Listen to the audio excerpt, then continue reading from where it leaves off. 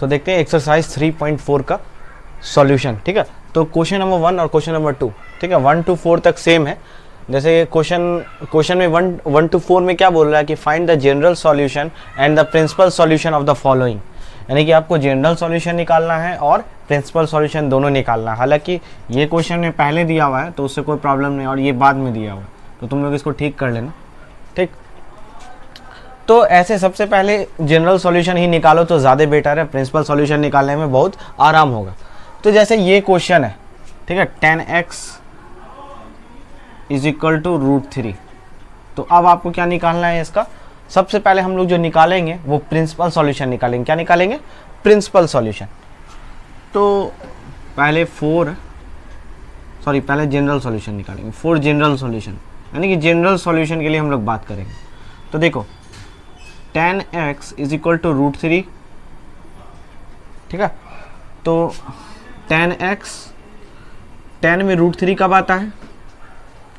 तो 10 में जो है वो √3 आता है 10 60 डिग्री, यानी कि π/3 पर। ठीक है, अब हम आपको बताए थे कि जब 10x is equal to tan alpha हो तो जनरल सॉल्यूशन निकालने के लिए x इज इक्वल टू क्या फॉर्मूला था, बोलो? n पाई प्लस अल्फा, यही था ना? ठीक है, तब जो जनरल सॉल्यूशन निकालने का फॉर्मूला क्या था, x is equal to n pi plus alpha. तो देखो अभी ये यहाँ पर x है और ये यहाँ पर अल्फा है, तो जनरल सॉल्यूशन निकालने के लिए हम लोग क्या करेंगे, x is equal to n pi plus alpha, alpha क्या है, π/3। बस यही तुम्हारा क्या निकल गया, जनरल सॉल्यूशन। अब हम लोग बात करते हैं principal solution, for principal solution. ठीक है, तो देखो प्रिंसिपल सॉल्यूशन के लिए हम एक चीज़ बताए थे कि प्रिंसिपल सॉल्यूशन हमेशा कहाँ से कहाँ तक लाया करेगा, 0 से 2 पाई के बीच में। ठीक है, कहाँ से, 0 से 2 पाई के बीच में, 0 भी इंक्लूड रहेगा और 2 पाई इंक्लूड नहीं रहेगा, यानी कि 2 पाई को नहीं लेना है। यहाँ इज इक्वल टू है मतलब 0 भी है।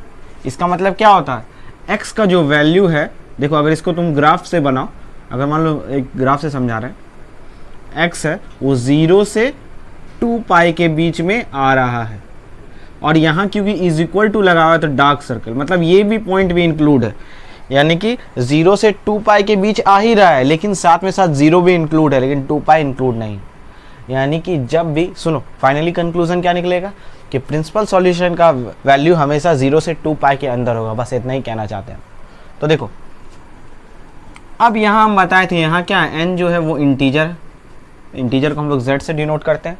ठीक, तो देखो अब यहाँ पर आप कोई भी अपने 1 से वैल्यू रखो n का, चाहे तुम 0 रख सकते हो, चाहे 1 रख सकते हो, चाहे 2, चाहे 3, चाहे 4, अप टू कितना भी रख सकते हो, लेकिन ध्यान रखना n का जब वैल्यू जो भी रखेंगे वो हमेशा कहाँ आना चाहिए, 2 पाई के अंदर ही आना चाहिए, बस यही मेरा ये रूल है।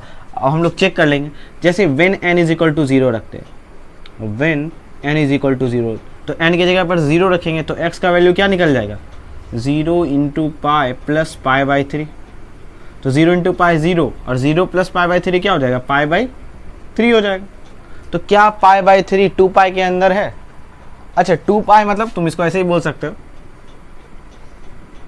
360 डिग्री, ये हम रेडियन में बोले थे तुम डिग्री, तो π/3 कितना होता है, 60 डिग्री होता है। हाँ 60 डिग्री अंदर है, तो पहला आंसर ये।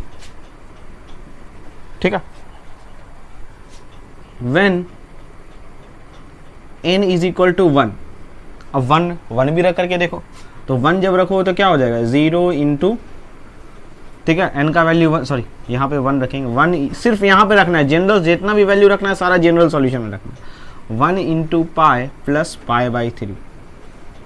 तो देखो 1 इंटू पाई क्या हो जाएगा, पाई प्लस π/3 क्या हो जाएगा, 3 पाई प्लस पाई, यानी कि 4 π/3।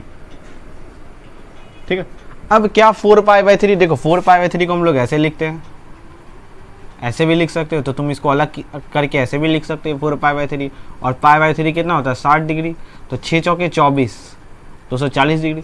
देख लो 240 भी क्या है, 360 के अंदर ही है, तो ये भी तुम्हारा क्या हो गया आंसर। ये प्रिंसिपल सॉल्यूशन का, अभी किसका बात कर रहे हैं, प्रिंसिपल सॉल्यूशन का।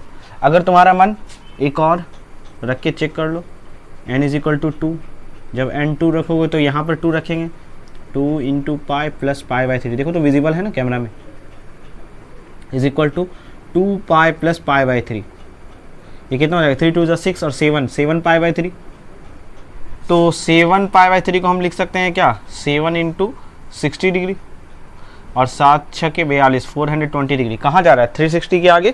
तो ये मेरा प्रिंसिपल सॉल्यूशन में अलाउड नहीं होगा, सिर्फ 2 ही सॉल्यूशन होगा, ये और ये, ठीक है। ये प्रिंसिपल सॉल्यूशन में वैल्यू आएगा, ठीक। तो ये था तुम्हारा जनरल सॉल्यूशन और ये था तुम्हारा प्रिंसिपल सॉल्यूशन। अब हम लोग देखते हैं नेक्स्ट क्वेश्चन, ठीक है। पहले इसको नोट डाउन कर लो।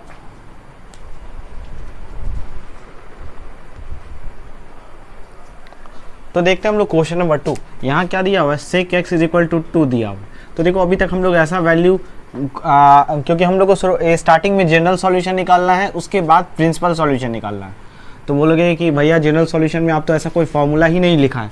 हाँ तो देखो बात अच्छा बोल रहे हो, लेकिन यहाँ पर एक तुमको फॉर्मूला बताएं।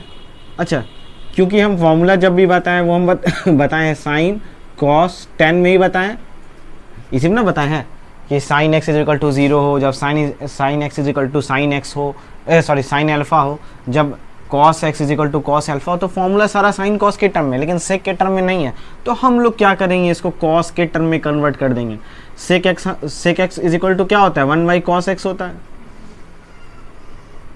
ठीक है। हम लोग लिख सकते हैं sec x is equal to 1 by cos x और ये 2 यही हो जाएगा। अब देखो अगर फाइनली कॉस एक्स वैल्यू हम लोग निकाले तो क्या हो जाएगा, तो cos x यहाँ आ जाएगा, यानी कि cos x का वैल्यू जो निकल जाएगा वो फाइनली क्या निकल जाएगा, 1/2, है कि नहीं। क्योंकि इसको इधर भेजोगे, इसको इधर भेजोगे तो 1/2, cos x is equal to 1/2, तो इधर से भी क्या हो जाएगा, cos x is equal to 1/2। तो अब देखो cos x is equal to 1/2, तो cos में 1/2 कब आता है, तो cos पाई बाई, बोलो पाई बाई 3 में, ठीक है। एटलीस्ट तुमको कम से कम 30 डिग्री, 40, 30, 45, 60, 90 इसका वैल्यू याद होना चाहिए, तभी ये बन पाएगा, ठीक है। तो अब देखो cos x is equal to cos pi by 3। अब हम लोग बात करते हैं फॉर जनरल सॉल्यूशन। किसके लिए बात करेंगे, जनरल सॉल्यूशन के बारे में बात करेंगे।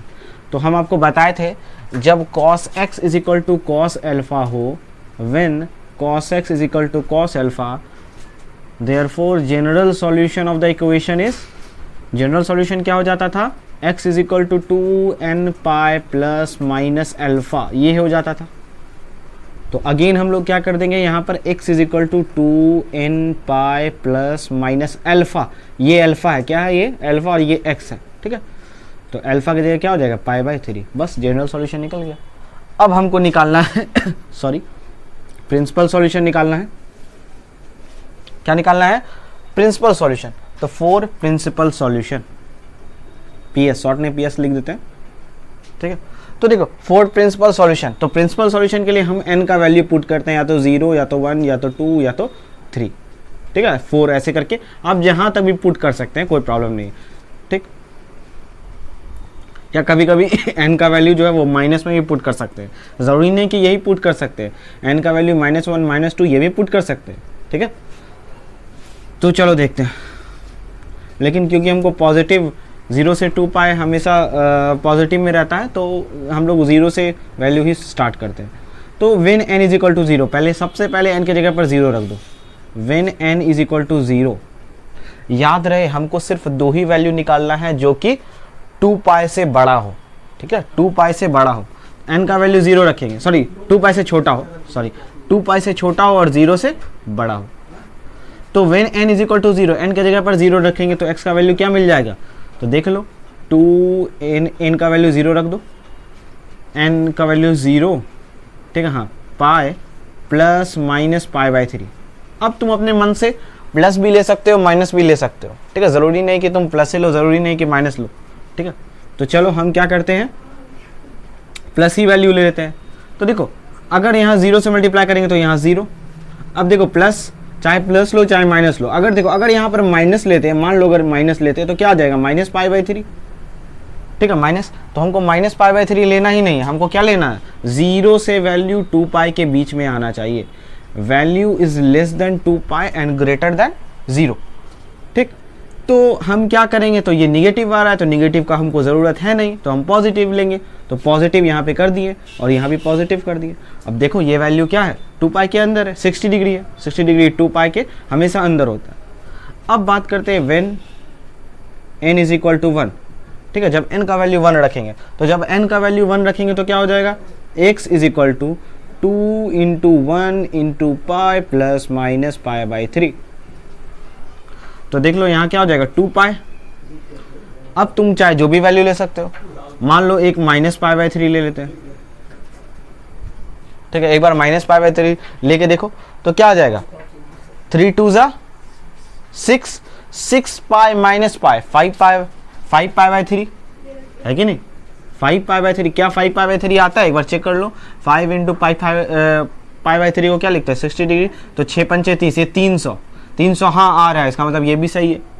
अब अगर प्लस रख करके देखोगे तो, ठीक है, प्लस रख करके देखोगे तो अगर मान लो यहाँ प्लस रहता तो 2 पाई प्लस पाई बाई 3, 3 2 जा 6, 7 पाई बाई 3,